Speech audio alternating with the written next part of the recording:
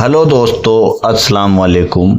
मैं आपका दोस्त एडवोकेट मोहम्मद आबाद कुरैशी आज की वीडियो में आपको बताने आया हूँ वसीयत और रजिस्ट्री में अंतर। वसीयत यानी विल क्या होता है और रजिस्ट्री यानी सेल डीड या गिफ्ट डीड क्या होता है और इन दोनों में क्या अंतर है, इसके बारे में पूरी डिटेल से बताऊंगा। ये कब लागू होते हैं, इसमें क्या बदलाव या रद्द किया जा सकता है, इसके रजिस्ट्रेशन की प्रक्रिया, इसका अधिकार का समय, किस संपत्ति पर लागू होता है और किस संपत्ति पर लागू नहीं होता है विवाद की स्थिति में। वसीयत ज्यादा पावरफुल रहती है, रजिस्ट्री पूरी की पूरी डिटेल मैं इस वीडियो में बताऊंगा। यदि आप इस टॉपिक को जानना, समझना और सीखना चाहते हैं वसीयत और रजिस्ट्री के विषय में, तो इस वीडियो को पूरा देखें। जानकारी यदि आपको अच्छी लगे दोस्तों तो वीडियो को लाइक भी करें, शेयर करें। कोई जानकारी और इससे रिलेटेड चाहिए तो कमेंट्स करें और चैनल को इसी तरह की इंफॉर्मेटिव वीडियो देखने के लिए सब्सक्राइब करें। फेसबुक पर देख रहे हैं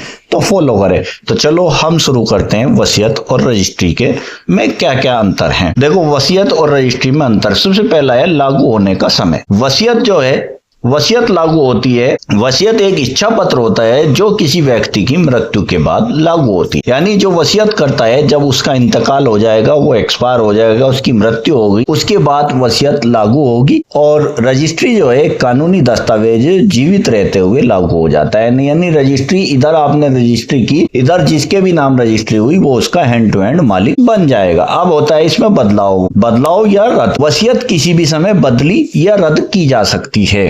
इसके लिए किसी की इजाजत या परमिशन की जरूरत नहीं है। जिसने वसीयत करी है उसकी इच्छा पर निर्भर है, वो उसे जब चाहे उसे बदल सकता है या उसे रद्द यानी खत्म कर सकता है।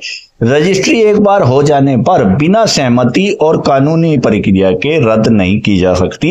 यानी कि उसके लिए आपको कोर्ट जाना पड़ेगा और कोर्ट से इजाजत लेनी पड़ेगी। रजिस्टर वसीयत को रजिस्ट्री कराना अनिवार्य नहीं है, लेकिन रजिस्ट्री होने पर यह अधिक मजबूत साबित होती है। यानी आप इसकी रजिस्ट्री कराओ या ना कराओ, इसका रजिस्ट्रेशन कराओ या ना कराओ, आपकी इच्छा पर है, लेकिन अगर करा लो तो वो ज्यादा बेहतर है। Registry sale deed, gift deed के लिए रजिस्ट्रेशन अनिवार्य है, तभी ये कानूनी रूप से मान्य होती है। अगला हवाला अधिकार का समय। मैंने आपको बताया था, फिर बता रहा हूं, वसीयत में संपत्ति का अधिकार तुरंत नहीं मिलता, मृत्यु के बाद कानूनी प्रक्रिया के अनुसार मिलता है।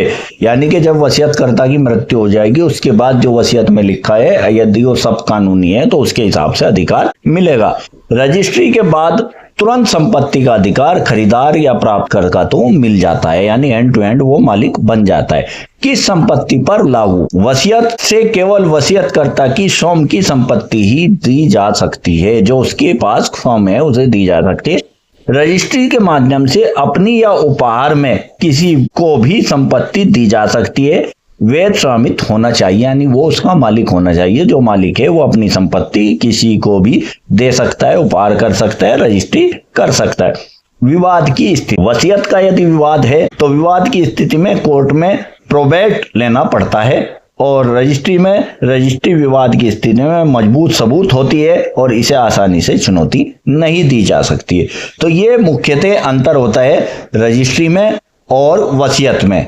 विल में और सेल डीड, गिफ्ट डीड में यह मुख्यतः अंतर पाया जाता है। यदि दोस्तों आपको किसी भी संबंध में कोई भी कानूनी जानकारी चाहिए तो ये मेरा मोबाइल नंबर है। इस मोबाइल नंबर पर शाम को 6 से 7 बजे के बीच आप कॉल कर सकते हैं और कोई भी कानूनी जानकारी मुझसे ले सकते हैं। एक बार फिर से, यदि आपको जानकारी अच्छी लगी हो तो वीडियो को लाइक करें, शेयर करें और चैनल को सब्सक्राइब करें, फॉलो करें।